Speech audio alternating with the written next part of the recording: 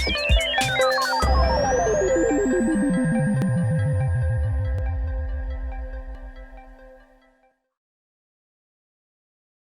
41번. 다음의 물질 적셔서 대량으로 쌓여 있을 경우 자연 발화의 위험성이 가장 높은 것. 1, 2, 3, 4번 보시면 이게 어떤 위험물인가요? 사료 위험물 중에 동식물유류죠. 동물이나 식물에서 추출한 기름인데 이 동식물유류는 건성유, 반건성유, 불건성유 이렇게 나뉘죠. 자, 이게 자연 발화의 위험성이 관련이 있긴 있었는데 뭔지 잘 모르겠다. 그러면 이 문제 1, 2, 3, 4번 중에서 건성유, 반건성유, 불건성유를 일단은 구분하시면 돼요. 자, 동유는 만건, 대정상, 해동아들에서 건성유고요. 그리고 야자유는 불소, 돼지, 고래, 올리브팜, 땅콩, 피자. 그래서 피자의 자니까 불건성유. 올리브, 불건성유. 피마자는 피자의 피니까 불건성유. 이거 뭐 하는 건지 아시죠? 그 사료위험물 암기법 한 거고요. 이 중에서 뭐만 종류가 다른가요? 동유만 종류가 다릅니다. 그러면 건성유가 지금 자연 발화의 위험성이 가장 높다는 건데 왜 그러냐면 건성유의 기준은 요오드가가 130 이상일 때, 뭐 130 초과라고 하는 책도 있지만 반건성유는 100에서 130일 때, 불건성유는 100보다 작을 때를 의미합니다. 자, 요오드가라는 건 어떤 의미이죠? 이렇게 기름에는 탄소가 길게 결합이 돼 있는데 단일 결합으로 이렇게 돼 있는 것도 있고 이중 결합으로 돼 있는 것도 있어요. 이중 결합이 있다는 건 이 안에 C가 더 들어갈 수 있다는 뜻이 되거든요. 건성유는 이런 이중 결합이 많은 거예요. 이중 결합이나 삼중 결합이 많아서 C가 들어갈 자리가 많아요. C가 들어갈 자리가 많아. 그러면 내가 지금 불안정한 거예요. C를 자꾸 받아들이려고 하고 나는 불안정하고 그러니까 옆에 있는 거를 자꾸 막 끌어들이려고 해요. 근데 불건성유의 경우에는 이 이중결합이나 삼중결합이 그렇게 많지 않아요. 건성유에 비해서 있긴 있는데 그렇게 많지 않아서 C가 들어갈 자리가 많지 않으니까 상대적으로 조금 안정해요. 그래서 옆에 있는 거를 막 끌어오려고 하지 않으니까 발화하지 않아요. 그래서 건성유가 위험성이 높고 불건성유는 상대적으로 좀 위험성이 낮습니다. 자, 43번에 사료위험물의 일석유류 1기압은 일석유류의 인화점, 특수인화물부터 1, 2, 3, 4석유류, 동식물유류까지 인화점 기본이고요. 요새 들어서 자주 출제되는 건 인화점 뒤에 뭐 몇 퍼센트의 기준이 있는지 이런 것들, 몇 퍼센트 이하인 경우 제외 이런 것들이 있거든요. 이거를 이제 전체 내용으로 좀 보시고요. 특수인화물의 경우에는 영하 20도, 40도, 100도의 기준이 있는데 영하 20도는 인화점, 40도는 피점, 100도는 발화점 이런 특징이 있습니다.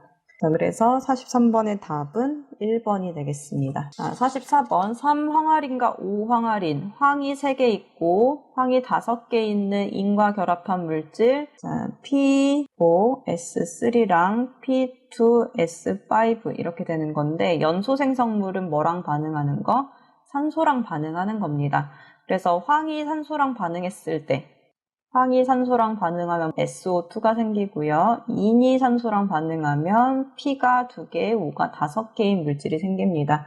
그러니까 답이 3번이 되겠죠. 이것도 마찬가지죠. P가 P2O5가 되고 S가 SO2가 되니까 공통으로 생성이 됩니다. 45번 같은 문제 틀리면 아까운 문제예요. 그쵸? 게시판은 위험물에서 출제되는 거 5가지 종류가 있어요. 위험물 제조소 등 위험물 주유중 엔진 정지, 물기염금, 화기염금 이거는 합격 족보에 바탕 색깔, 문자 색깔 있으니까 보시고요. 이거 문제 답은 2번입니다. 자, 47번 트리니트로페놀의 성질은 철, 구리로 만든 용기에 저장한다. 이거 안 된다고 엄청나게 많이 보이는 문장인데요. 트리니트로페놀에서도 그렇지만 다른 삼류위험물에서도 염소산 나트륨이구나. HClO3, HClO4 이런 데서도 철이랑 구리로 만든 용기에 저장하면 안 된다고 하는 그런 내용이 있었고 이렇게 하면은 피크린산 염을 발생한다라고 문제가 나오기도 해요. 네, 그렇게 보시면 되고 트리니트로페놀은 휘황색이다, 침성 결정이다, 이렇게 뾰족뾰족하게 생긴 고체다라고 보시면 되고 비중이 1.8로 물보다 무겁다. 1.8인 거는 기억 못할 수 있지만 트리니트로페놀은 물보다 무겁습니다. 단독으로는 테트릴보다 충격, 마찰에 동감한 편이다. 자, 1번이 너무나 확실한 틀린 말이기 때문에 1번이 답이 되겠고요.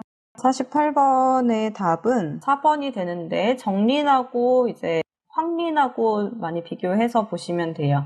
발화 방지를 위해 염수산 칼륨은 1류죠. 그리고 정린은 2류고 황린은 3류예요. 자, 1류는 불이 안 붙지만 2류나 3류는 산화제랑 있으면 불이 붙어요. 1류가 산화제인데 이렇게 붙으면 안 되겠고요. 물과 격렬하게 반응한다. 정린은 아니에요. 황린은 물과 반응 안 하죠.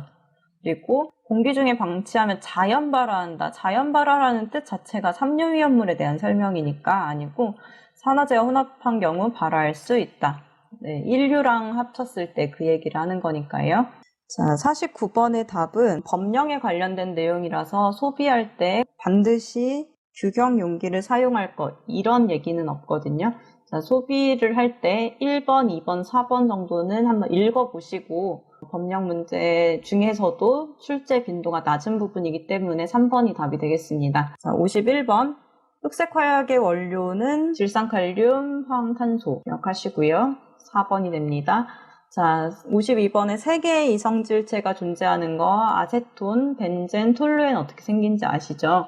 뭐 톨루엔이야 이제 벤젠에 이렇게 달린 게 있지만 CH3가 뭐 여기에 달린다고 해서 서로 다르지 않아요. 같은 거예요. 근데 자일렌의 경우에는 CH3가 2개 붙은 물질이에요. 그래서 이렇게 붙을 때랑 벤젠을 기준으로 CH3 한 칸 띄고 CH3를 붙을 때랑 그리고 CH3가 한 칸, 2칸 띄고 붙을 때랑 서로 다른 물질이에요. 같은 분자인데 생긴 모양이 다른 걸 이성질체라고 하고 첫 번째 거를 오르소, 두 번째 거를 메타, 세 번째 거를 파라크실렌이라고 부릅니다. 4번이 답입니다.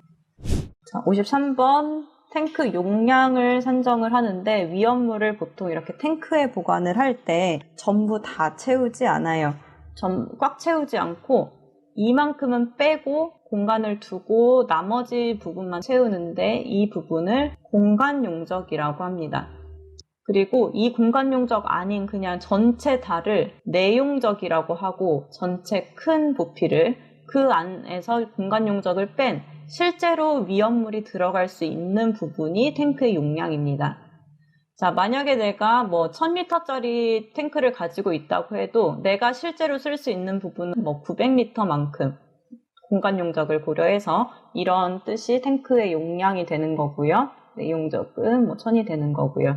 그러니까 탱크의 용량은 전체 내용적에서 뭐를 뺀 거? 공간 용적을 뺀 걸로 한다. 그리고 탱크마다 이제 계산하는 거 이제 출제가 잘 안 되기는 하는데 그래도 이제 계산기만 있으면 쉽게 풀 수 있는 내용이니까 탱크 용량 구하는 공식도 한번 살펴보시고요. 자, 54번에는 탄화 리튬, 탄화 마그네슘, 탄화 칼슘에서 리튬과 마그네슘은 잘 출제가 되지 않아서 책에 수업할 때 그렇게 강조하지 않았는데 요거 3개가 아세틸렌을 발생하는 물질입니다.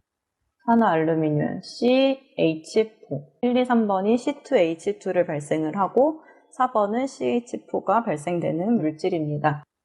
자, 55번의 답은 지정 수량이 50kg가 아니라 10kg니까 틀린 거고요. 자, 56번은 옥내 탱크 저장소잖아요. 옥내 탱크 저장소는 그 건물 안에 탱크를 놓고 저장을 하는 곳이에요. 이곳에서는 간격이 항상 0.5입니다. 옥내 탱크에서는 0.5입니다. 그래서 1번. 탱크랑 탱크 사이도 그렇지만 탱크랑 벽 사이에도 0.5를 두어야 합니다.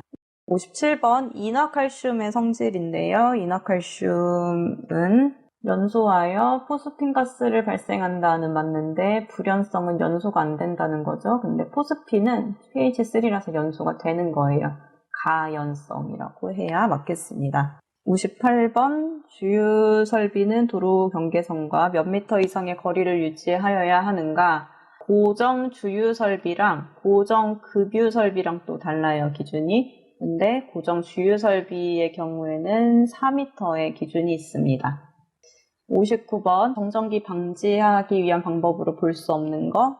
습도를 낮춘다가 아니라 높인다. 몇으로 높인다? 상대 습도 70%로 높여야 합니다. 근데 습도를 낮춰야 하는 경우가 있어요. 언제냐면 자연 발화를 방지할 때. 자, 자연 발화할 때는 왜 습도를 낮춰야 할까요? 습도가 많으면 그 안에서 미생물이 생겨요. 미생물이 돌아다니면서 그걸로 열을 발생을 시켜요. 열을 발생시키니까 습도를 낮춰야 되고, 정전기 발생을 방지할 때는 습도가 높아야 정전기가 안 일어나니까 습도를 높여야 되고, 낮춘다가 아니라 높인다. 1번. 자, 60번의 경우에는 그나마 좀 미정계 수법을 할 수 있으면 쉽게 풀 수 있는 문제였는데요. 왜냐하면 탄소, 수증기, 질소, 산소라고 이렇게 생성물을 줬어요. 니트로글리세린은 C3H5가 ONO2 3개인 거잖아요. 이게 탄소, 수증기는 H2라고 쓰시면 되고, 질소, 산소 2 붙여서 N2O2로 쓰셔가지고 A, B, C, D, E 한 다음에 미정계 수법 하시면 전체 합한 숫자가 29가 나오게 됩니다.